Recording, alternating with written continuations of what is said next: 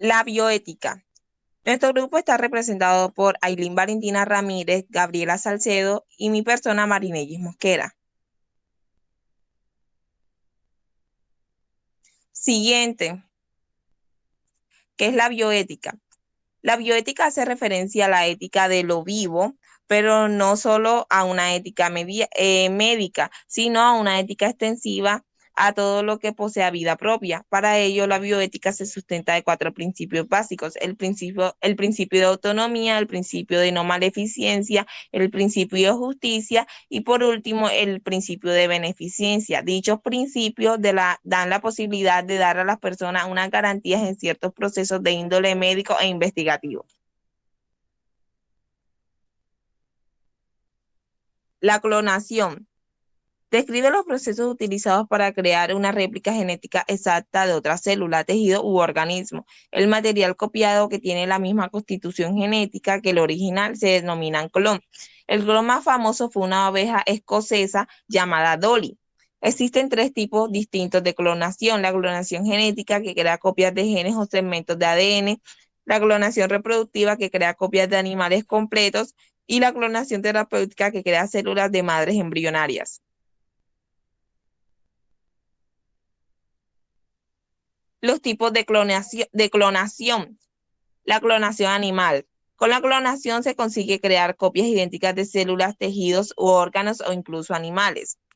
La clonación humana es la creación de una copia del material genético exacta de un ser vivo. Dicha palabra se ha implementado para los tipos de clonación artificial, que abarca gran parte de la copia de células, tejidos humanos de uno o más seres vivos. Y por último, la clonación terapéutica, que consiste en crear un embrión clonado para el único propósito de producir células madres embrionarias con el mismo ADN que la célula donante. Ventajas y desventajas de clonación animal. La primera ventaja es que permite la reproducción de animales para el consumo, ya sean vacas o toros, en un menor tiempo y a un menor costo. Se puede obtener mayor cantidad de carne para abastecer a la población. Su desventaja sería que altera los componentes del ser vivo y los manipula con un fin. En este otro caso, no será auténtico, sino una réplica, y toda réplica siempre sale mal, nunca es igual a la verdadera y original. La segunda ventaja sería que permite la reproducción de animales, permitiendo estudiar los cambios y las enfermedades, así encontrando una cura. Su desventaja sería la manipulación genética, suplantando a la naturaleza de las cosas. Ventajas y desventajas de la clonación humana. La primera ventaja es que uno de los mayores beneficios de clonación humana sería el tratamiento de enfermedades. La segunda ventaja es que las personas infértiles pueden criar hijos con su información genética. Y la tercera ventaja es que las personas que han perdido a un ser querido pueden recuperar a esa persona con un clon humano. La primera desventaja sería no permitir el curso natural de vida e identidad, ya que al clonar se fabrica un individuo, no permitiendo que nazca naturalmente, porque así lo decide la naturaleza, y también coartando su identidad, ya que se asemejará a otro. La otra desventaja sería que muchos académicos están en contra del procedimiento, ya que alegan que el ser humano clonado no gozará de buena salud psicológica ni tampoco tendrá una identidad única y propia. Y por último, las ventajas y desventajas de la clonación terapéutica. La primera ventaja es tratar potencialmente enfermedades en cualquier órgano o tejido corporal, reemplazando células dañadas y disfuncionales. Su desventaja sería que no cambia el hecho de que el embrión podría ser un ser humano, y por lo tanto la destrucción del embrión no es diferente a la destrucción de una vida humana. La segunda ventaja es que uno de los mayores desafíos de los trasplantes de órganos, junto con el hecho de que hay una enorme escasez de órganos disponibles para aquellos que requieren el procedimiento. Su desventaja sería: existe el temor de que, dada nuestra base de conocimiento para llevar a cabo la clonación reproductiva, un científico pueda intentar pasar de la clonación terapéutica a la creación de un ser humano.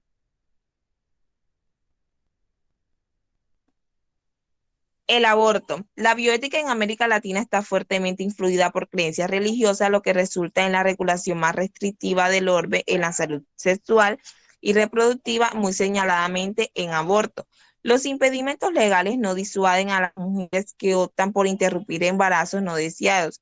En el campo de la medicina podemos encontrar muchísimas investigaciones para tratar de mejorar la calidad de vida del hombre. Sin embargo, ¿por qué una joven quiere abortar a su bebé?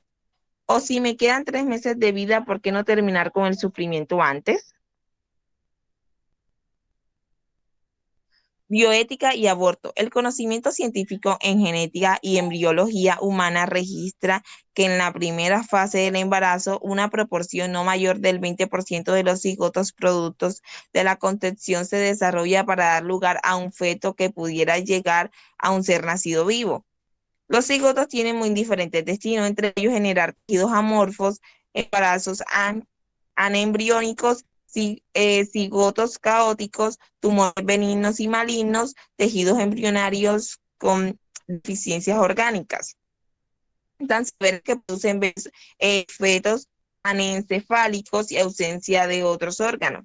De ahí que ni al óvulo fecundado, al cigoto, el blastocisto, el preembrión, al embrión o al feto se les puede conferir estatus ni derechos de la persona con anterioridad al nacimiento.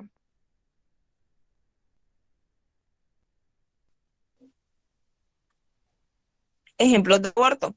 Tenemos el de la señora Marta Solay, colombiana de 37 años de edad y madre de 3 niñas, con un cuarto embarazo en curso en 2006. Falleció ese mismo año debido a un cáncer que no le fue tratado porque pondría en peligro la vida del feto, entre comillas. Dejó 4 huérfanas. La Corte Constitucional de Colombia despenalizó el aborto en mayo del 2006 y la sentencia no llegó a tiempo para salvar la vida de Marta. Ejemplos en América Latina.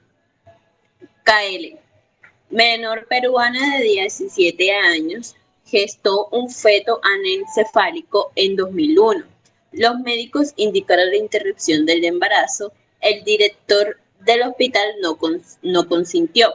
KL tuvo que llevar un embarazo a término y amamantar a la recién nacida durante 4 días en los que sobrevivió. La experiencia ocasionó depresión severa a KL. El Comité de Derechos Humanos de la ONU conoció del caso y responsabilizó al Estado peruano por la violación de los derechos de KL, el trato cruel, inhumano y degradante hacia una menor y por no tomar medidas para responder las resistencias de la comunidad médica a practicar el aborto terapéutico.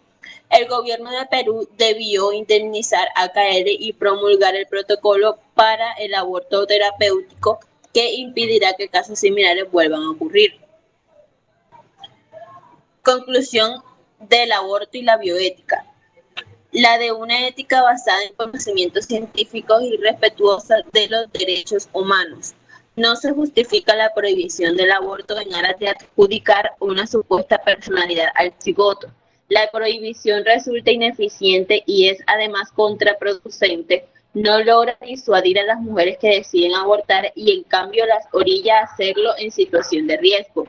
La prohibición agrava el problema. Los países comprometidos con las mejores prácticas para la protección y la atención de la salud han adoptado el gradualismo como la opción más adecuada para reglamentar el aborto.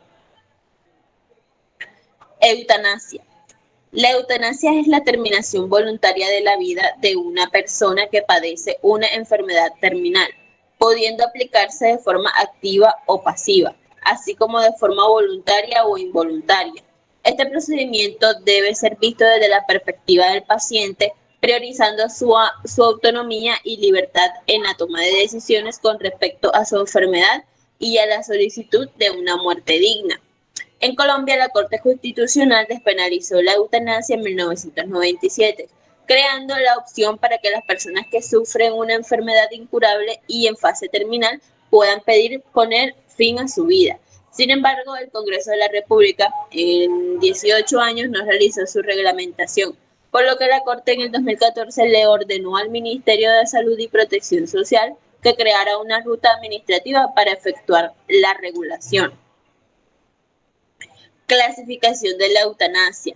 Activa. La primera se refiere a práctica de una acción médica con la que se acelera la muerte del paciente o se finaliza su vida, principalmente mediante fármacos que sedan y posteriormente generan un paro cardiorrespiratorio.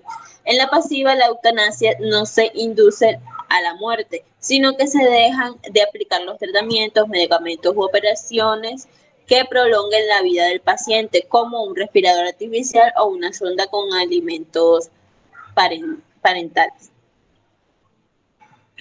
Conclusión de la eutanasia en Colombia. Es importante mencionar que este no es el fin de una discusión, sino apenas el principio para los demás países del mundo con legislaciones que mayoritariamente la prohíben y por lo tanto el debate frente a su legalización en el resto del mundo seguirá abierto, así como las diferentes opiniones generadas en Colombia frente a los casos que se practiquen. Asimismo, es necesario establecer algunos parámetros que probablemente en la resolución del Ministerio de Salud quedaron incompletos, sugiriendo de este modo que continúe la discusión de expertos que asegure que las prácticas en salud recomendadas cumplan con las características de eficacia, efectividad, seguridad, factibilidad técnica y legitimidad, en los términos señalados por la Corte Constitucional. Ahora pasamos al suicidio. El manejo del riesgo suicida constituye un componente importante de la práctica médica, especialmente en la evaluación de los pacientes cuyo tratamiento clínico debe concentrarse en ellos y en su red de apoyo. La elección de una terapia en particular depende no solo de la estimación del riesgo suicida, desde el punto de vista psiquiátrico, sino también de otros aspectos relacionados con el paciente. El comportamiento suicida es un modelo de contraposición de derechos fundamentales del ser humano, la libertad y la vida. Sin embargo, pudiera parecer que no merece la pena disfrutar de otros derechos y sin el segundo no es posible hacerlo. El suicidio no es, sin embargo, el único comportamiento en que entra en contraposición dichos principios. Los comportamientos de lucha por la libertad que se dan en contextos de opresión o privación de aquella pueden coincidir a la pérdida de la vida, aun cuando este resultado no se ha buscado deliberadamente. Sin embargo, el suicidio es la contraposición absoluta y constituye un choque frontal y drástico. El suicidio y la bioética. El hecho que subyace en el fondo de todas las argumentaciones en torno al suicidio es el derecho a poner fin a la propia vida. ¿Existe este derecho? ¿Puede un ser humano decidir suicidarse haciendo uso de su libertad sin erosionar, al menos en parte, un derecho que parece más básico y trascendente como es el derecho a la vida? Respeto a la vida en ámbitos diferentes. El religioso, derecho exclusivo de Dios. Por esto, ninguno puede atentar contra la vida de un hombre inocente sin oponerse al amor por él, sin violar un derecho fundamental, irrenunciable e inalienable. Dicho por Juan Pablo II, médico. Cuestión clave es llevar una historia clínica completa y correcta del paciente, que le ayudará al responsable del tratamiento a realizar un seguimiento adecuado y a prevenir dificultades. Estas pueden derivarse de errores en la detección del suicidio, en el diagnóstico o en el tratamiento, como la utilización de la medicación prescrita para realizar un intento de suicidio, o bien el seguimiento del paciente. Conclusión del suicidio. ¿Se puede devolver el deseo de vivir a alguien? No es fácil. Desde lo puramente práctico se puede manejar un riesgo biológico y desde lo psicosocial, modificar algunos factores familiares o sociales. Pero desde el pensamiento propio del hombre es más complicado. ¿Cómo convencer a alguien sobre el valor de su vida, de su persona? Existen muchas herramientas que pueden usar como reforzadores positivos. Se requiere trabajar con la familia y se necesita conocer el ser humano y el amor de Dios para ayudar a alguno de ellos.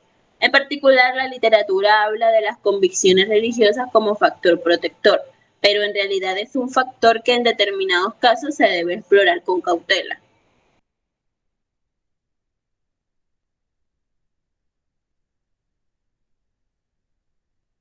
Bueno, a continuación voy a hablar sobre la manipulación genética. La ingeniería genética, por su gran variedad o por sus múltiples aplicaciones, no puede ser considerada como un todo, sino que debe ser calificada por partes.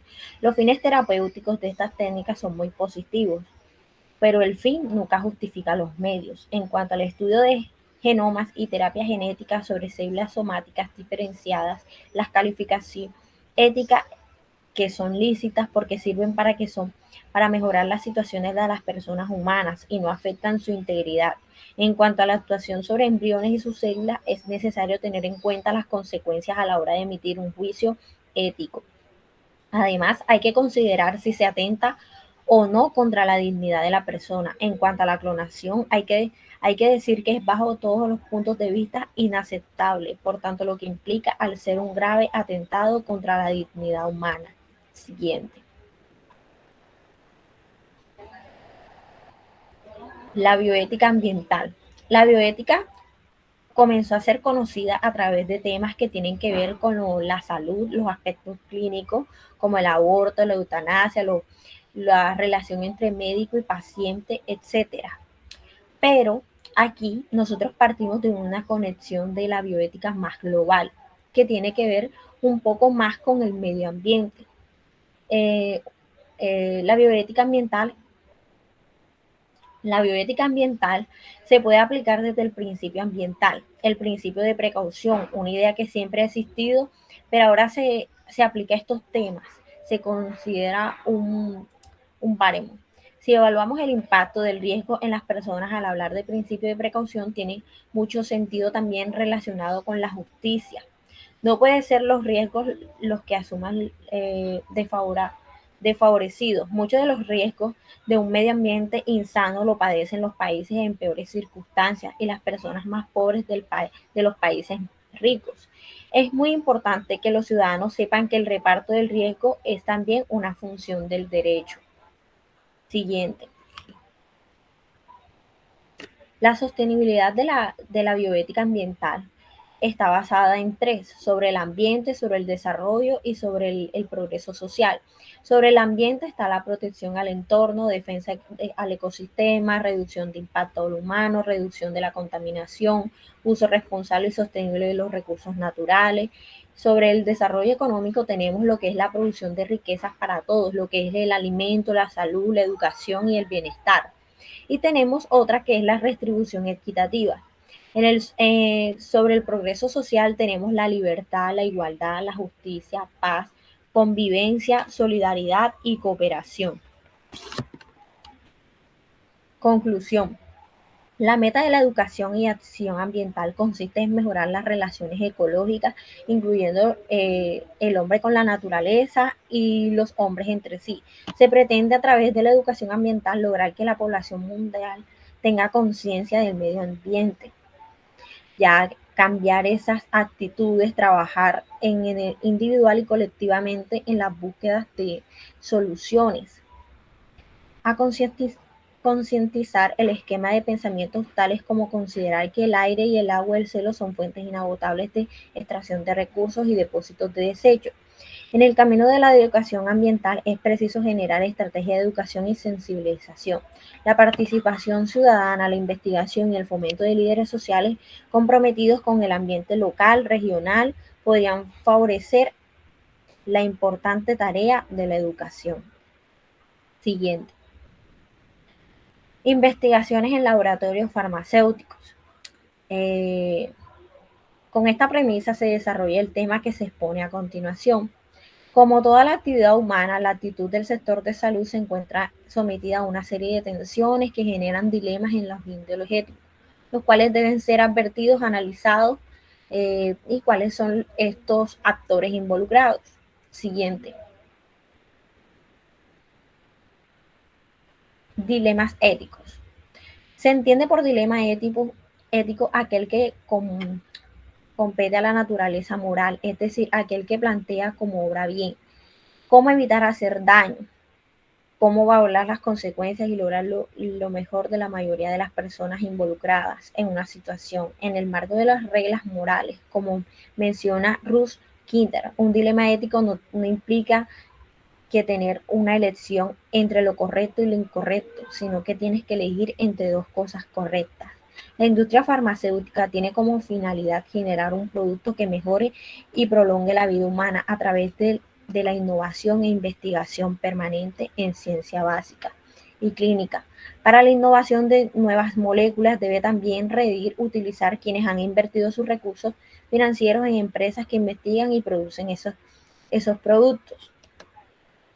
Dilemas éticos en la prescripción médica. Ser beneficiente y formular mejor plan terapéutico y disponible para el problema de la salud en los pacientes. Respetar la aceptación o solución por parte del paciente de un determinado plan terapéutico. No ser maleficiente y dar garantía no se somete a riesgos o perjuicios desproporcionados al paciente, lo cual exige conocimientos de las contradicciones por interacciones o por condiciones propias. Ser justo y garantizar el acceso y distribución de los recursos con criterios costos-beneficios para equilibrar que los recursos limitados son con las necesidades ilimitadas de los pacientes.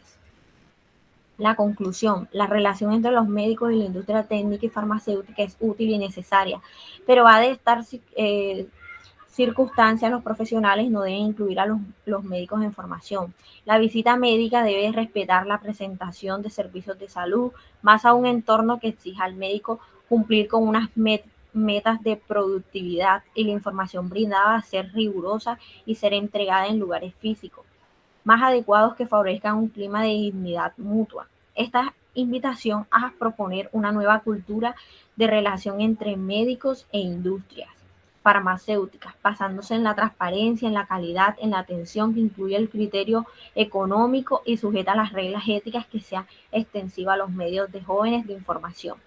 En lo que prime autorregulación y el control de las partes. Muchas gracias. Esto es todo por hoy.